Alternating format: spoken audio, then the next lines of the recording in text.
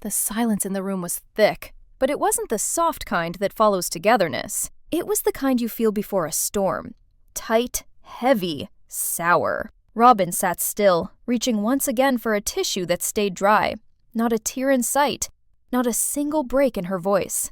They were talking about Garrison, the child they lost, the son that won't be coming back, the grief that shattered everyone. Except, somehow, not her. Her eyes stayed dry, yet her face squirmed in all the right directions, like she knew the motions of mourning, but not the feeling. And for anyone watching, the dissonance rang louder than anything she said.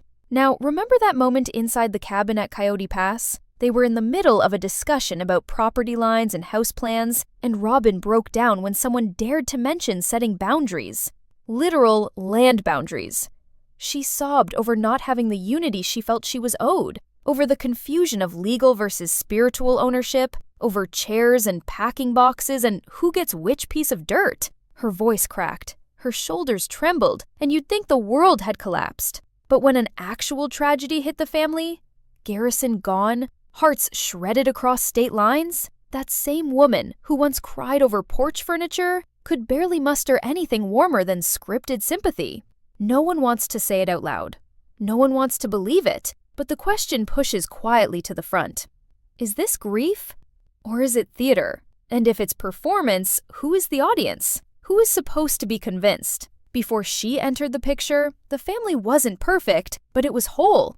The cracks weren't yet visible because the harmony, at least on the surface, still held. Christine simmered beneath her smiles, yes. Meri's loneliness sat in the shadows, that's true, but there was movement, cohesion, a feeling that unity was still possible. Janelle could speak her piece without backlash. The kids flowed from house to house like water. There were rules, but there was rhythm. And that rhythm counted for something. Then came the shift. Not overnight, but slow at first. Intentional. Robyn arrived as the one who cried easily, who praised everyone with that breathy tone of innocence, who always needed help, protection, patience. Kody kept saying she was a fresh start, said she came with understanding, called her spirit calm, pure, and maybe at first some of them believed it. Maybe even Christine tried. Maybe Janelle hoped for the best. But it didn't take long for the family to start running around, not each other, but her. Not for the group, but for her permission.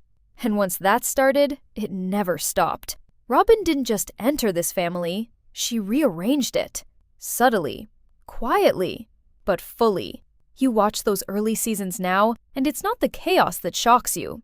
It's the innocence, the little traditions. Sunday cookouts, group holidays where no one worried about who was invited or who skipped FaceTime. The laughs came easier. Even the fights held less weight. You look at that now, and it's like watching a ghost of what could have been. What's worse is the way people started changing around her. Kody, once unpredictable but also loosely fair, began orbiting Robyn's moods. Janelle no longer pushed back with the same strength. Meri faded almost completely. And Christine? She fell apart quietly until she packed her things and chose survival. Not in violence, not in revenge, but in peace, away from them. But all of this, all of that breakdown could be dismissed as coincidence. Unless you look deeper. Unless you line up the moments. The dry-eyed mourning, the sobbing over chairs, the pity parties over paperwork, the urgency during land debates but delay during child loss. The pattern feels undeniable. Because when grief is real, you don't perform it. You drown in it. But when it's selective, case-based, and timed for impact, it starts to look like strategy. And here's the part that unsettles every viewer who's been watching from the beginning. No one ever directly says it in the family, but you can see it in their eyes now. The moment Robyn came in, the entire show changed. The family shifted. The energy bent. And suddenly, Kody was protecting someone. But it wasn't the unit anymore. It was one wife, one house, one agenda. And do you know the moment you finally feel the full weight of that shift? It's when a grown man, shattered by the death of his son, still finds room to defend the woman who built the walls his kids could never climb over again. So now, the question isn't whether this change broke them. It did. The real question is whether anyone will ever admit it. It was supposed to be a celebration. A joyful moment for the whole family. The courtship had been filmed, the proposal broadcast, the anticipation stretched across episodes. But when Kody and Robyn finally tied the knot, what followed wasn't unity. It was an 11-day honeymoon that split the Brown family's future in half. 11 days. Not shared, not staggered, not balanced between 4 wives and 16 kids, just Kody and Robyn. Alone. While Christine sat at home, not only not included, but recovering from childbirth. Waiting. And watching the cameras follow them to paradise while she held a newborn in her arms. That wasn't oversight. That was a choice. For years, fans and family alike tried to give it grace. Maybe it was poor timing. Maybe it was their real wedding, since he didn't have one with the others. Maybe it was a special case. But the truth is, none of those excuses ever softened the blow. Christine had just given birth to Truly. She was exhausted. She was still bleeding, nursing, healing. And Kody? He vanished for nearly 2 weeks to honeymoon with his newest wife, while the rest stayed behind, not just emotionally abandoned, but physically. Those early episodes carry a strange energy when you watch them again. There's excitement, sure, but beneath that surface, a silent tension brews. When Robyn's wedding dress shopping becomes a group event, the other wives smile because that's what they were taught to do. But there's no hiding Meri's discomfort. No missing Janelle's distance. And Christine? She doesn't even pretend it doesn't hurt. Not really. Because for all the group outings and family dinners, one truth was becoming clear. Robyn wasn't just joining the family, she was ascending inside it. The wives had always managed a delicate balance. They parented each other's children, divided money and chores, made joint decisions, even when reluctant. But after Robyn came in, that structure bent. At first, slowly, then all at once. Time started shifting. Resources followed. Everything felt just a little more fragile. And no one said it out loud, but loyalty to Kody slowly began to look suspiciously like loyalty to Robyn. And here's the hard part. It wasn't her crying that did it. It was the way he rushed to comfort her every time. The way she could speak and the room adjusted. The way being fair suddenly included exceptions only for her. Because while the other wives had blended lives, Robyn's world remained neatly separated. Her kids had their own pace, their own boundaries. Her home stayed quieter, less chaotic, less shared. And Kody protected that separation. The honeymoon was the first sign that something was different. The sheer length of it, the unapologetic nature of it. It said everything no one wanted to say.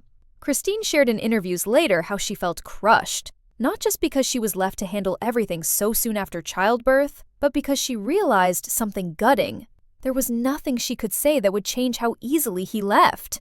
And she didn't even try. She stuffed the hurt down, the way they'd all been conditioned to.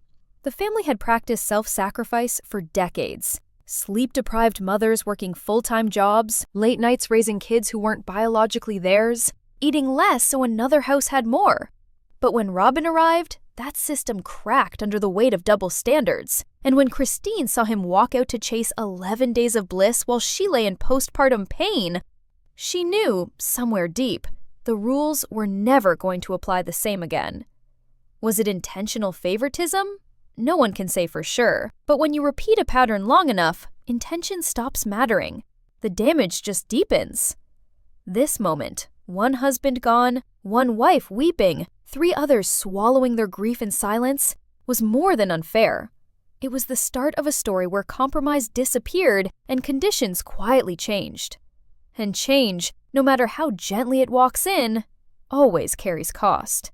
For the original wives, it cost them their hope. For the children, it cost memories that should have been shared. And for Robyn, it earned her a role she never had to fight for. So when people ask where the breakdown began, they look for the screaming, the public ruptures, the confrontational sit-downs. But really, the unraveling started quietly, under a cloudless sky, during an 11-day trip no one else was invited to. "I just hate girl games," she said, sitting with the soft sorrow in her voice that always seemed to appear on cue. Robyn's words dropped into the room like they carried moral weight, like declaring herself against female rivalry was a badge of honor.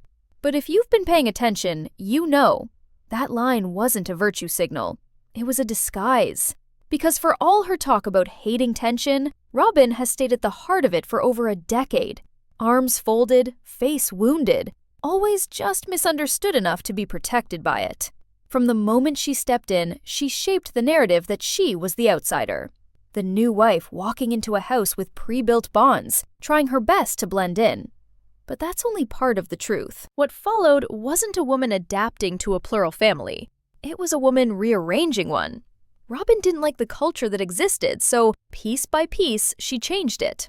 Her way. On her terms. And always with the quiet power of emotional withdrawal in the background.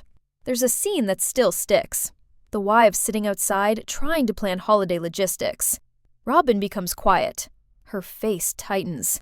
She doesn't argue. She doesn't shout. She just starts silently unraveling. The camera lingers on her for a beat too long, and you can practically feel the walls closing in. Not because someone said something cruel, but because no one said anything soft enough. Within the hour, Kody is defending her. The topic shifts to hurt feelings, and quietly, the emotional goalpost moves again. Again and again, Robyn's silence isn't absence, it's power. When she withdraws, eyes turn to her. People adjust their tone. Conversations stop midstream. The sisters feel guilty even when nothing was said. And Kody, he treats that withdrawal like a 5-alarm fire. Without ever yelling, without ever demanding, Robyn controls the room by leaving it, emotionally, mentally, until the narrative bends back in her direction. And the role she's chosen to wear most often is that of the misunderstood one. She's always caught in the middle, she says, always trying to bridge gaps, always the one dreaming of porch sitting and group harmony. But the reality built around her tells something else. The homes grew more divided. The kids stopped circling between houses. The smiles turned forced, and the women who used to joke, even when exhausted, now couldn't look each other in the eye. Robyn wasn't rejected by the system. She transformed it. Under the surface of every "I don't want drama" was a silent set of rules about how she expected to be treated.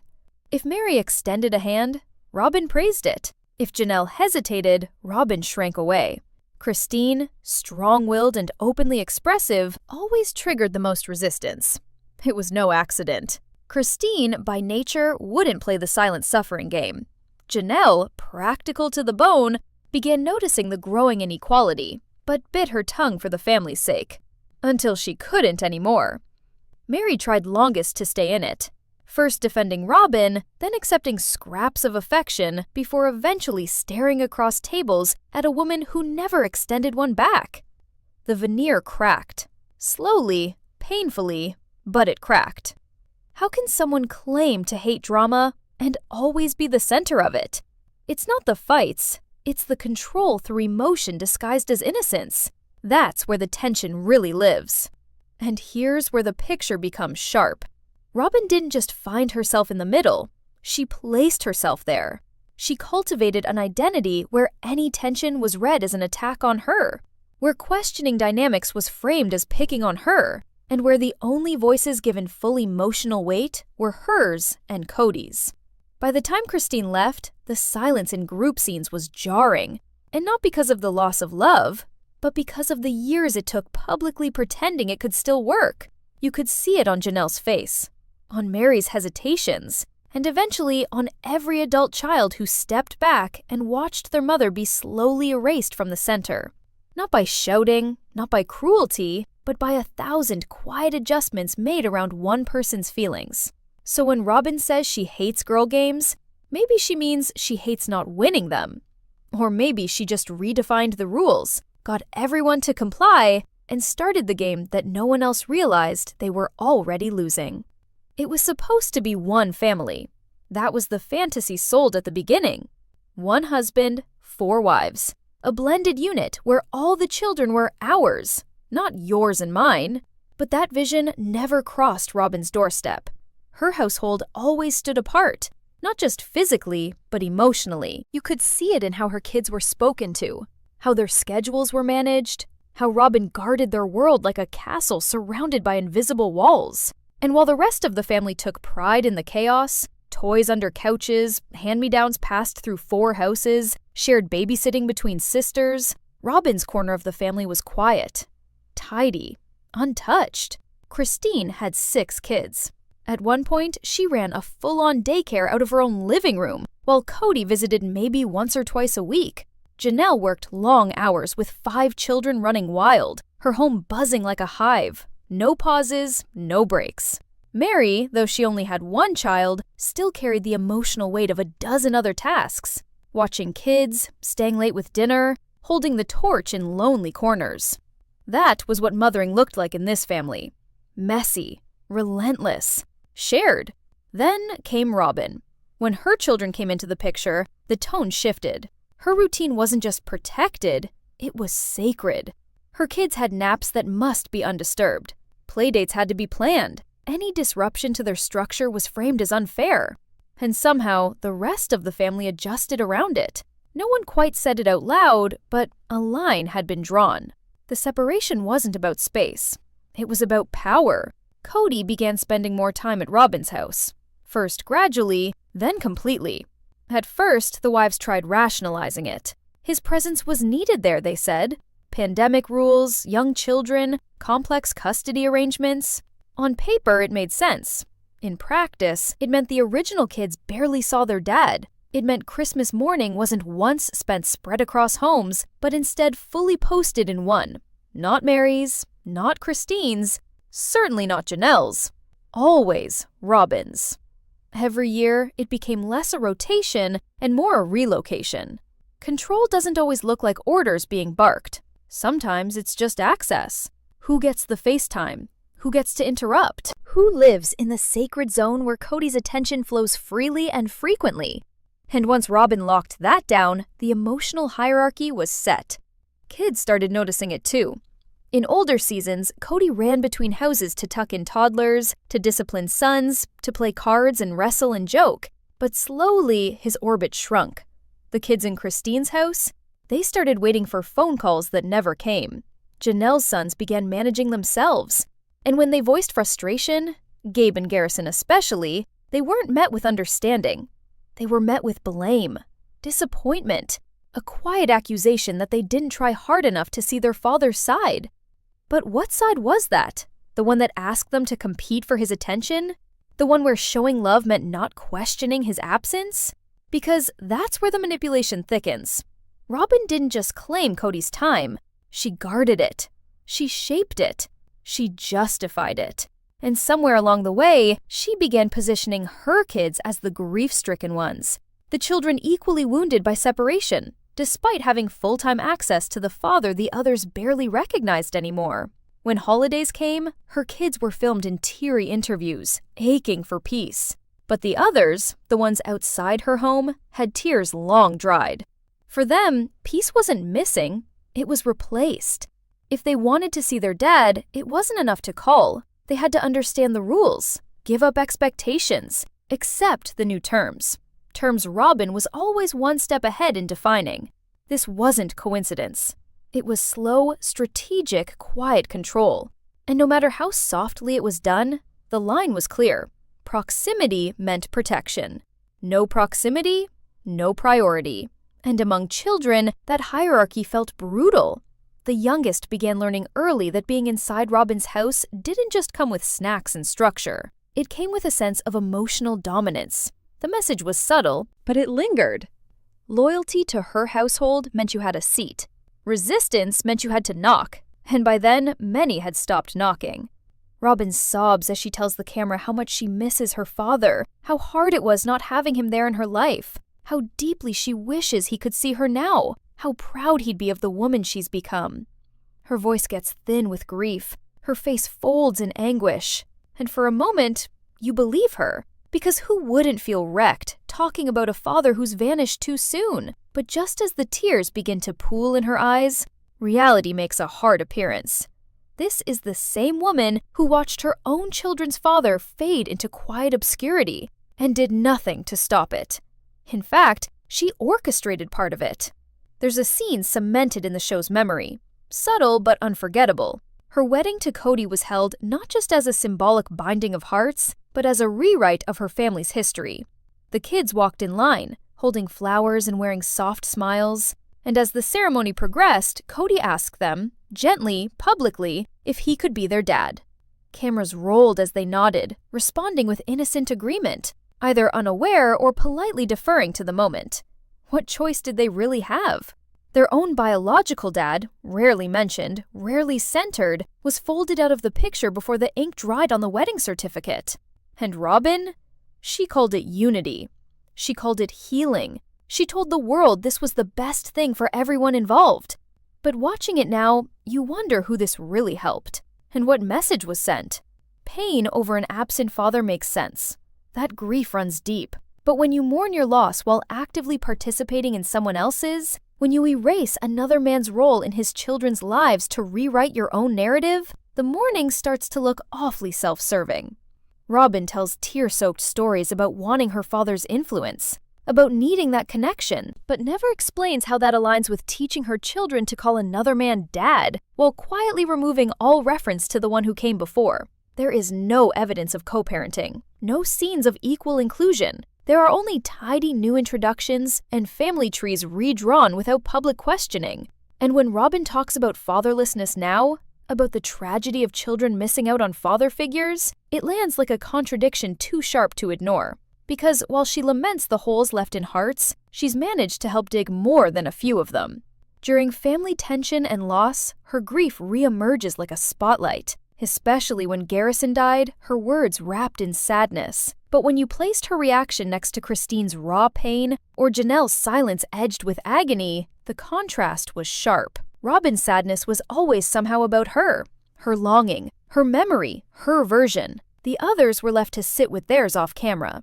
And what about the other children? The sons and daughters who watched their father fade out of birthdays, missed calls, empty seats? Robyn didn't weep for their loss. She questioned their loyalty. She made their frustrations seem disrespectful. She held so tightly to Kody's image that she couldn't seem to make room for anyone else's truth, even when that truth came from broken-hearted kids. She grieves her father while soft-shaping others into the background. She mourns loneliness while drawing hard lines around who belongs and who doesn't. The pain is real for sure, but selective. And here's the moment where every camera, every interview cut, every production angle starts to tilt toward one question none of the wives dare speak aloud. If Robyn knows exactly how deep the wound is, if she's felt it since childhood, cried over it, shaped her identity around it, why would she ever recreate it for someone else? Why would she let it happen in her own home, on her watch, in plain view? And if she can't see the contradiction, or worse, if she can, but chooses to ignore it, what does that say about who she really is? Kody talks a lot about grief now, about regret, about wanting to mend his relationships with his kids. His voice trembles in interview clips. His eyes blink faster when he mentions his sons. The words he chooses, "I miss them. I love them. I wish things were different," are carefully weighted. But they don't hold when you watch the rest of the scene. Because what's missing, again and again, isn't love. It's action. Garrison's funeral came like a gut punch. The loss no one saw coming, but everyone feared. It rattled the family to its core. And while Janelle wept and Christine comforted their children with quiet strength, Kody vanished in plain view. According to the details that leaked through the family's grief, the disconnect at that moment wasn't emotional. It was physical. It was absolute. One child buried, another barely contacted, and in the middle of it all, Kody floundering not in sorrow, but in image. When the kids noticed he wasn't in the group chat to coordinate the funeral, it wasn't a shock. It was confirmation that for years, despite saying he cared, he hadn't truly been part of the ground-level family. Not with the kids, not with the wives, not when real effort mattered. And Robyn? She said what she always says. They were influenced. Not, they're hurting. Not, let's hear them out. Just one sentence that shifts reality into fiction, guilt into blame, heartbreak into mutiny. That phrase forgives everything. It turns every child's anger into manipulation, every memory into bias. In one short sentence, Robyn removes Kody's accountability and makes herself the victim again. The power of that language, it's staggering. Because while she appears on camera as the soft-spoken peacekeeper, the translator of emotion, the one who cries first and forgives fastest, off camera, through those words, she enables the fragmentation of the whole family. Not with shouting, with suggestion. They were influenced. And suddenly the door closes again. But there's a moment, small yet loud. A heartbeat in therapy where someone asks the uncomfortable question. What if Kody apologized to the other wives? And for the first time, watch closely, Robyn freezes. Her face doesn't soften, it sharpens. The mask doesn't fall, but it shifts. The warm voice goes quieter, more defensive. Her mouth tightens. It's fast, but it's there. The disgust isn't loud, but it doesn't have to be. Because that moment threatens everything. Peace, if truly welcomed, would rewire all the relationships. And peace would mean stepping out of the role she's curated for over a decade. The only loyal wife, the only one who stuck through the hardships. An apology risks flipping the script. And in a story built on misunderstanding, that's a dangerous rewrite. Peace threatens their entire structure. That isn't just conjecture, it's scene after scene. When someone suggests reconnection with the older kids, Robyn's voice doesn't open. It closes. She starts saying, "Well, but," and throws in all the conditions. They have to talk to me too. They didn't reach out. They made their choice. As if grieving boys need to ask permission to speak. As if a father should be courted to return. And Kody follows her lead like clockwork. His tears are precise, only flowing in interviews, never when he's actually confronting his family. He mourns the memory of the kids, but not the kids themselves. And always, the words are about how he was wronged. Rarely, if ever, are the words about what he failed to do. That's the rebranding. Not a father making amends, but a man repackaging abandonment as pain. As if his regret redeems the distance. As if crying now heals years where birthdays passed without calls. But regret without repair is still abandonment. Grief without change is still control. And when Robyn flinches at the idea of an apology, it's not because she fears it won't work. It's because she fears it might. They stood in that open space again, Coyote Pass stretching behind them like a promise that never arrived. Cameras rolled as Kody barked out logistical plans with the same breathless energy he once used to talk about family. But this wasn't about dreams anymore. It hadn't been for a long time. These meetings, cold, awkward, stiff with unspoken tension, weren't gatherings. They were performances. No one smiled. No one laughed. It was a lineup, not a family. Meri stood alone on one end. Janelle folded her arms near the middle. And Robyn, as always, remained subtly tethered to Kody. Not physically, emotionally. Always on his side. This land was supposed to unite them. To be the haven where 4 homes would rise and prove to the world that plural marriage could work. That love, shared and stretched, could still be rooted in one place. But every time they came together to plan, walls went up. Literal ones never got built, but emotional ones grew by the minute. And the truth slipped through clearer than ever. This was never about land. It was about power. Who held it? Who kept it? Who used it when people dared to break away? Meri had her name tied to a piece of that dream, same as the others. Yet somehow, by the time discussions reached the Coyote Pass paperwork, she was the easiest to erase. When she stood away from the group, her distance wasn't noticed. It was expected. She kept showing up, hoping to still be a piece of something. But each time, the ground beneath her looked less like a future and more like a silent goodbye. Janelle, the realist, tried again and again to make planning happen. She pushed for movement, for structure, for homes to be built. She stayed in that RV, freezing through winters, still believing that maybe, just maybe, the dream could be resuscitated. But deep down, her hesitation started rising. Kody's priorities were always somewhere else. Money flowed toward other homes, other promises. And eventually, she stopped pretending not to notice. And then there was Robyn. She didn't push forward like Janelle, or stand visibly alone like Meri. She simply slowed everything down. She didn't sign the paperwork when the others were ready. She delayed decisions with the quiet, careful control she always held just behind her tears. When 3 Wives had signed off on the sale in the fall of 2024, it should have moved forward. But Robyn refused to sign until spring 2025. And that's what stalled the deal. Not cold feet from Christine, who had already left. Not legal confusion from Meri, who remained half in and half out. It was Robyn, still legally connected, still emotionally controlling, who turned a quiet signature into a stop sign. She called it caution. She said the timing wasn't right. But delays like that don't come from fear. They come from calculation. Because if the land was sold, the last thread tying Kody to his ex-wives would break. No more shared property. No more shared plans. It would be the final admission that they were done. But Robyn couldn't let that sever so easily. Not because she wanted unity, but because controlling the pace of closure meant controlling the pain, and more importantly, the perception. What better way to hold a position of power than to symbolically remain open to reconciliation, while practically keeping everyone in limbo? And Kody went right along with it. He doesn't rush her signature. He doesn't challenge her holdout. He simply echoes her concerns to the others and repositions the guilt. Again. It's not the land that holds meaning now. It's the metaphor.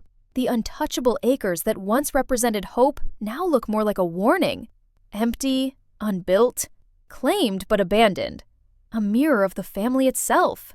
And when Meri stares out at the dirt, watching Janelle wrestle with reality, watching Robyn tighten her loyalty like a leash around Kody's attention, there is no unity left to hope for, only evidence of who's been holding the pen, and who, all along, decided how the story would end. He sat there, eyes wide with conviction, speaking like a man unveiling some great act of love. "I want to retire Robyn," he said. The words hung in the air, soft but deliberate, as if he'd just offered her the ultimate gesture of devotion. He didn't say he wanted to retire with her. He didn't even hint at stepping back himself. No, this was entirely for her. A one-way ticket to rest, while he kept the engine running, the spotlight warm, the story rolling. It sounded like chivalry, until you looked closer. Retired from what? The question hit the internet within minutes. Fans rewound the clip, eyebrows raised. Robyn, retired?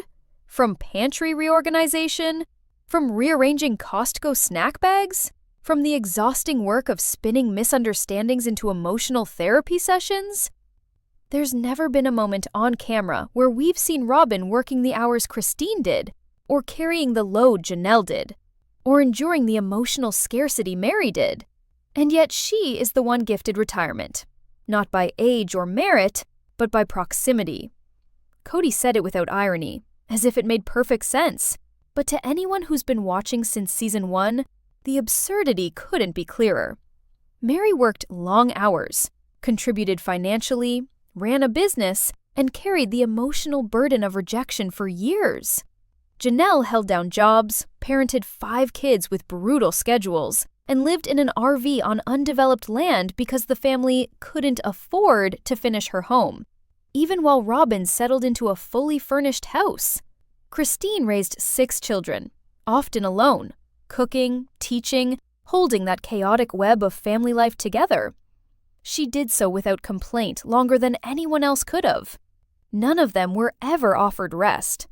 When Kody soured on Meri, he didn't offer retirement. He casually erased her from his affection. With Janelle, he framed financial independence as disloyalty. With Christine, he called her selfish for wanting a bit of romance in her marriage, the same romance he flaunted during Robyn's early seasons. But with Robyn, invisibility is called nobility. There's a scene that fans still mention. Her sitting on the floor of her spotless living room, softly complaining about how hard it is to handle the house while the nanny's off. And right behind her, a wall stacked to the ceiling with sharply labeled containers, snacks by the dozens, freshness sealed tighter than the marriage. Viewers weren't watching a tired mom. They were watching someone untouched by the weight the others once carried. And now, somehow, it's her turn to retire? Kody's logic only works if you ignore everything we've seen. He paints Robyn as the exhausted matriarch, the supportive wife who's kept him afloat.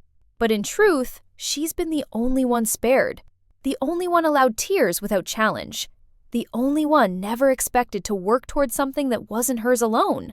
When he speaks of retiring her, he doesn't mean partnership. He means pedestal. Robyn, the woman he legally married. Robyn, the only one who stayed when the rest tapped out. Robyn, the loyal. And loyalty, in Kody's world, is now currency. She stayed. Not balanced, not challenged, not questioned, and now she's rewarded. Not with love, but performance credit. The fans know this. They've watched him grieve the loss of control over Christine, slander Janelle's independence, and abandon Meri for years before calling it a breakup. And yet now, after all the exits and excuses, he writes a check of praise to the one person who never truly put her contribution on the line. This isn't retirement. It's a PR stunt, a way to save face by turning a passive, codependent dynamic into a declaration of honor, a fresh spin on old choices. But the truth is still sitting beneath it all, heavy and unmoving. You don't retire someone who never worked the same hours as the others. You don't crown consistency when consistency simply means staying silent while others scream in agony.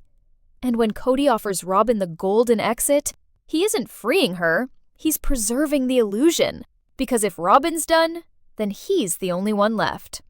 Still the hero, still the voice, still telling the story, even when nobody's listening anymore. The cameras kept rolling. The marriages collapsed. The silence grew louder. But long before Christine packed up that moving truck, before Janelle stood her ground, before Meri finally accepted she had nothing left to wait for, the kids had already left. Not physically at first, not with closed doors or angry scenes, but emotionally, they were gone. And no one paid attention until it was too late to fix. Maddie was one of the first.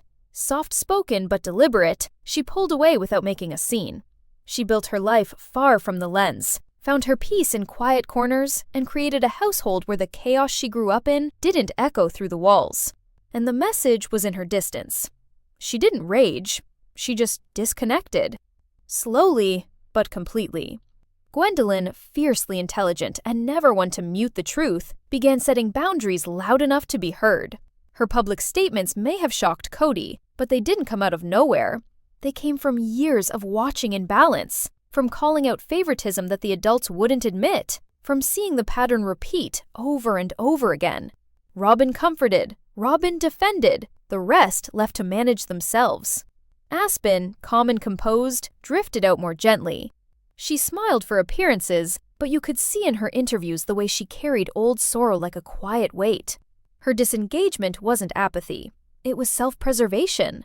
And then came Gabe and Garrison, the sons left dangling between hope and heartbreak. They wanted their dad. At first, they kept trying. A call here, a question there. They voiced concern about the pandemic rules, challenged the inconsistency, asked for equal footing. But what they got in return wasn't understanding. It was punishment. Kody called them disrespectful, said they didn't respect the structure. But what structure? The one where they needed approval to see their own father? They weren't rebelling, they were pleading. And when their pleas went ignored, when their frustration was repackaged as betrayal, something inside them closed off. Not in anger, in grief. Garrison's death shattered what was left. It wasn't just tragic. It was a raw, irreversible reminder that detachment has a price, that time doesn't wait for reconciliation. And when that door closes, sometimes it never opens again. At the funeral, the energy was somber, but so was the absence. Not just physical bodies, but emotional presence. Some had to ask, where was Kody truly? Not as a face behind sunglasses, but as a father. Where was the connection when it mattered most? And once again, Robyn blamed outside influence. She said the kids were being fed false stories, manipulated into pain. She claimed they'd bought into an anti-Kody narrative, but no outside force makes a child cry on camera over missed calls. No scripted story invents years of being overlooked, of one house getting Christmas while another got silence. Those wounds weren't passed down, they were lived in. Christine, watching her daughters face these shifts, stopped waiting for acknowledgement, and started validating their feelings herself. She sat with them, listened, believed. She didn't try to explain away their sorrow, she confirmed it. Janelle, steady and protective, became the anchor her sons needed when their world fell apart. And when no olive branch came from Kody, when the grief set in deeper than disagreement, she didn't force bridge building. She stood beside them in their disappointment. That's the part Kody still doesn't understand. This isn't rebellion, it's response. His children didn't walk away because they were poisoned against him. They walked away because they were neglected by him. And no staged apology changes that. No sit-down confession makes up for years of absence framed as discipline. The love may still exist, somewhere buried beneath hurt and history, but the access to it, that's gone. And it's not because they're heartless. It's because they had to learn to protect themselves from someone who claimed to love them, but never showed up with consistency. So when people say the Brown family fell apart, they're only half right, because what happened wasn't sudden. It wasn't explosive. It was slow, steady erosion. 1,000 missed moments, 12 dismissed feelings, and eventually, a door that locked from the inside. Those kids said goodbye long before the credits rolled. They just did it quietly, while everyone else was still performing. It began as a love story built on choice. They said it out loud, over and over again. This life was voluntary. Built on faith, yes, but also freedom. Kody didn't claim dominance. The wives weren't coerced. It was a partnership of equals, expanded by consent. The whole appeal of Sister Wives was that this wasn't some cult-like compound frozen in control. This was 4 women, 1 man, and a commitment to doing it differently, with transparency, compassion, and unity. But the further we got, the more the word unity started to feel like a costume. And behind it, control. Sometimes soft, sometimes obvious, but always there. So now when you watch Kody and Robyn sitting in their carefully curated stillness, divorced from Meri, estranged from Janelle, long left behind by Christine, you're not watching the last marriage standing. You're watching what they salvaged from the wreckage. 2 people clutching tightly to pain they never learned how to release. 2 people holding on to resentment like an heirloom passed down by default. The final scenes of recent episodes show them curled in the comfort of what's left, surrounded by matching armchairs, children who don't question, and cameras that still ask them how they feel. And their answers haven't changed.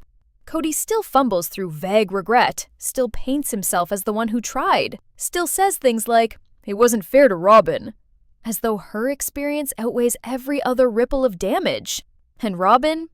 She sighs. She nods. She leans her head on his shoulder while the fire crackles behind them. She's the same woman who said she just wanted sisterhood, that she mourned what she never had, while making decisions that ensured she never would. Meri found freedom, quietly, after years of slowly watching her position shrink from wife to placeholder. Janelle built peace in independence. Christine chased her own happy ending and finally found a man who doesn't ration love. The kids grew up, grew away, told their truth online, or simply walked the path where they felt safest. They chose distance not in spite of love, but because love, real love, shouldn't need to be earned. And yet, through all of that, Kody and Robyn continue to reshape the rubble to fit their narrative. They were attacked. They were loyal. They were left behind. But you can only spin that tale for so long before the pattern betrays itself. When everyone leaves, maybe the problem isn't everyone. What once felt like a pioneering family now looks like a warning. Not against plural marriage, not against faith, but against control disguised as compassion. Against loyalty demanded without reciprocity. Against marriages that survive only because someone else was forced to leave first. The hope was that this family could be different, that they could show the world that love shared wasn't love diluted. But the years told a different story, and the ending wrote itself clearly. Christine walked out of a house she had built from the ground up with no screaming, no revenge, just resolve. Janelle didn't chase closure, she accepted truth. Meri didn't get a final apology, she got clarity.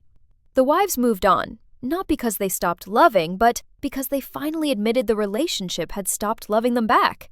The family chose peace. And Robyn and Kody, they chose narrative. Theirs. One where they're the survivors. The ones wronged. The ones where, somehow, no matter who's missing from the table, they still insist the table matters. So now we're left with the haunting quiet. A porch that never held the Sister Wives chats Robyn once claimed she dreamed of. A living room filled with photos of people who stopped calling. A marriage where the honeymoon energy never died, because the scrutiny never let it. And for those still watching, one question hangs heavier than any staged apology or sobbed interview. If your parent came back after everything, years of shame, silence, and distance, and they looked you in the eye and said, "I forgive you," would you accept it? Would you feel healed? Or would you wonder how someone could twist your pain into their absolution? Answer that, and maybe you'll understand why so many of these children never came home.